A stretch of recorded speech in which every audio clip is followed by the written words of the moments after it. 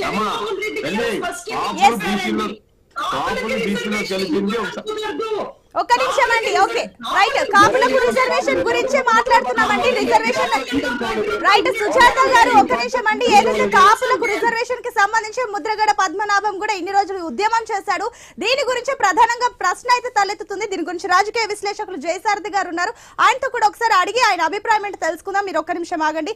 జయసారథి గారు, ఇప్పుడు ముద్రగడ విషయంలో కూడా ప్రధానంగా ఒక చర్చ అయితే తెరపైకి వస్తుంది. అంటే ఇన్ని రోజులు ఆయన కాపు రిజర్వేషన్ల కోసం ఉద్యమం చేశాడు.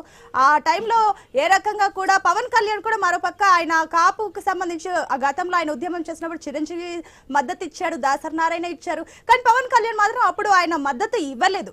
అంటే నేను ఏ పార్టీకి కాదు, అన్ని కులాలకు సంబంధించి నేను మాట్లాడినని చెప్పేసి ఆయన సైలెంట్గా ఉండడం జరిగింది. చంద్రబాబు ఇష్యూ కూడా అప్పట్లో తెరపైకి వచ్చింది. కానీ ఇప్పుడు ప్రధాన చర్చ ముద్రగడ టీడీపీ జనసేన కూటమిలోకి వెళ్తాడా అన్న ప్రశ్న ఒకటి తలెత్తుతుంది.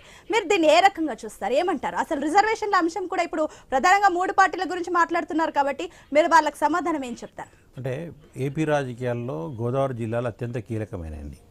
అక్కడ డిసైడింగ్ ఫ్యాక్టర్ కాపు ఓటింగ్ ప్రధానంగా మిగిలిన 2 జిల్లాల కృష్ణా గుంటూరులో కూడా బలంగానే ఉన్నప్పటికీ ఎక్కువగా ఆ రాష్ట్రంలో ఎక్కువ సీట్లు, దాదాపు 35 సీట్ల వరకు ఉన్నటువంటి చోట అది చాలా కీలకమైనటువంటి నియోజకవర్గం. అది జిల్లాల 2 జిల్లాలు, ఆ 2 జిల్లాల్లో కాపు సామాజిక వర్గం చాలా బలంగా ఉంది.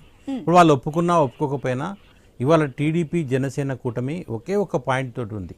కాపు ఓట్లను గంపగుత్తుగా వేసుకోవడం ద్వారా గోదావరి జిల్లాలో ఆధిపత్యం సంపాదిస్తే ఖచ్చితంగా రాష్ట్రంలో అధికారంలోకి రాగలుగుతాం అనేది వాళ్ళ యొక్క ఎజెండా. వాళ్ళు ఓపెన్గా చెప్పకపోవచ్చు, అక్కడ ఉన్న వాళ్ళు ఆ పార్టీ నేతలు కూడా అంగీకరించకపో, అది వాళ్ళ యొక్క ప్లాన్. అది అందులో భాగంగానే అంబటి రాయుడును కూడా వీలైనంతగా ఒత్తిడి పెట్టి తమ వైపు తీసుకోవచ్చు. అంటే ఏ ఒక్క ఫిగర్ కూడా, పెద్ద ఫిగర్ కూడా వైసీపీ వైపు ఉండకుండా తమ వైపు తిప్పుకుంటే, కాపు ఓట్లను గంపగుత్తగా వేసుకుంటే ఖచ్చితంగా రాష్ట్రంలో అధికారం చేజిక్కించుకోవచ్చు అనేటువంటిది వాళ్ళ యొక్క ప్లాన్, వ్యూహంగా కనిపిస్తుంది.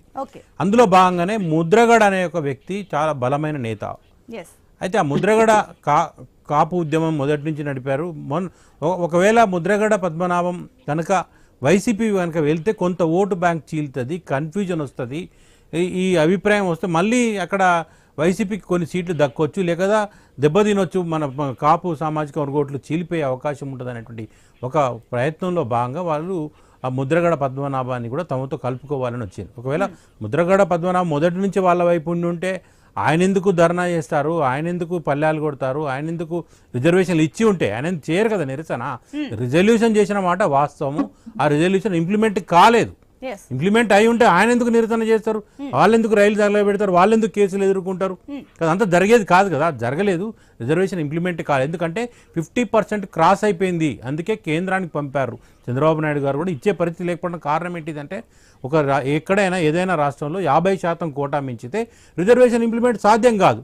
అక్కడ ముస్లిం రిజర్వేషన్ రావడం వల్ల అక్కడ 50% వచ్చేసింది, కాబట్టి ఇవ్వడానికి వీల్లేదు. కాబట్టి ఈ రిజర్వేషన్ల తీర్మానం చేసి కాపులకు కూడా రిజర్వేషన్ ఇవ్వడానికి అవకాశం ఇవ్వండి అంటూ కేంద్రానికి పంపారు. ఇక్కడ తెలంగాణకు వచ్చినట్టయితే ఇక్కడ ముస్లిం రిజర్వేషన్లను, గిరిజన రిజర్వేషన్లను కూడా అలాంటి తీర్మానమే పంపారు. ఎందుకు 50% కోటా అంటే ఉమ్మడి రాష్ట్రంలోనే 50% కోటా రిజర్వేషన్ ఇచ్చేశారు.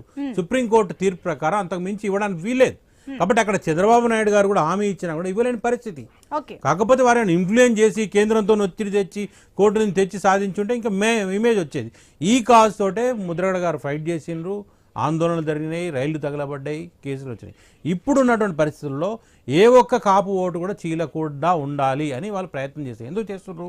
ఇది లాస్ట్ ఛాన్స్గా వాళ్ళు భావిస్తాం. నా యొక్క అభిప్రాయం ప్రకారం, నా అంచనా ప్రకారం ఏంటంటే, కాపులకు రాజ్యాధికారం దక్కాలంటే కనీసం పవన్ కళ్యాణ్ అనే వ్యక్తి ఒక మేజర్ సంఖ్యలో సీట్లు గెలుచుకుంటే, ఈసారి అధికారం వచ్చినా లేదా మిత్రపక్షంగా ఉన్నా, టీడీపీ మిత్రపక్షంగా అధికారంలో ఉన్న భవిష్యత్తులో ఫైట్ చేయడానికి కొంతమంది ఎమ్మెల్యేల బలం ఉంటే రేపు ఒక శక్తిగా ఎదిగే అవకాశం ఉంటుంది అనేటువంటి కోణంలో ఆలోచించి ఇది వాళ్ళను రాజీ కూర్చేటువంటి ప్రయత్నం కాపు పెద్దలు చేస్తున్నట్టు కనిపిస్తూ ఉంది.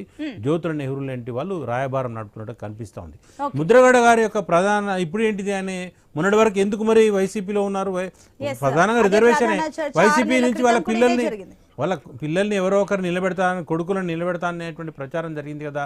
సూర్యప్రకాష్ పేరుంది కదా వారిది. మరి వారికి మరి సీటు హామీ దొరకలేదా, లేకపోతే ఇది మనం అటువైపు పోతే మళ్ళీ కాపు ఓటు చీలిపోతాయా, మరి ఆయన ఏ మనసుతో ఆలోచించినో తెలియదు. కానీ ప్రధానంగా ఇప్పుడు ఈ ఎన్నికలలో మాత్రం ఆయన అయితే ఆయన వారసుని రంగంలోకి దింపేటువంటి ప్రయత్నం జరుగుతోంది. మరి వైసీపీ నుంచి మరి ఆ ఎంపీ ఆయన కోరినటువంటి ఎంపీ స్థానాలు లేకపోతే ఎమ్మెల్యే సీట్లు ఇవ్వనన్నారా మరి అది తెలియదు. కానీ అక్కడ ఒక క్లారిటీ రాకపోవడం వల్ల ఇంకొక ఆప్షన్ ఏంటంటే ఇటువైపు నుంచి ఒక సిగ్నల్స్ రావడం, కాపు ఓట్లు చీలనివ్వదు. ఈ 2 కారణాలతోటి ఆయన ఈ జ్యోతుల నెహ్రూతో భేటీ అయి ఉంటారని భావిస్తూ ఉన్నాం.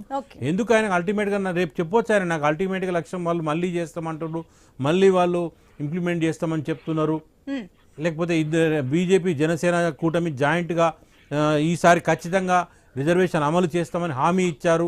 ఇలాంటి ఏదో కారణం చెప్పి ఆయన పొత్తు కుదుర్చుకోవచ్చు, లేదా అందులో పార్టీలో చేరి నేను టీడీపీ కాదు నేను చేరింది ఈసారి జనసేన అని చేరొచ్చు, లేదా నేను చేరను లేదా నా పిల్లల్ని చేర్చి వాళ్ళు ఫైట్ చేస్తారు రేపు అని చెప్పి కూడా చెప్పచ్చు. కానీ నేను నా ఏజ్ రీత్యా కూడా నాకు సహకరి ఏదో కారణం చెప్పవచ్చు. కానీ ప్రధానంగా ఏంటంటే ఒకటి కాపు ఓట్లు గంపగుత్తగా చీలకు ఒకే వైపు ఉండడం ఒకటి, రెండవది ముద్రగడ గారికి సరైనటువంటి ఆఫర్ అక్కడి వైపు నుంచి రాకపోవచ్చు. ఈ 2 కారణాలు ఏదో ఒక కారణంతో ఈ భేటీ జరిగిందని భావిస్తున్నాను. ఓకే అండి.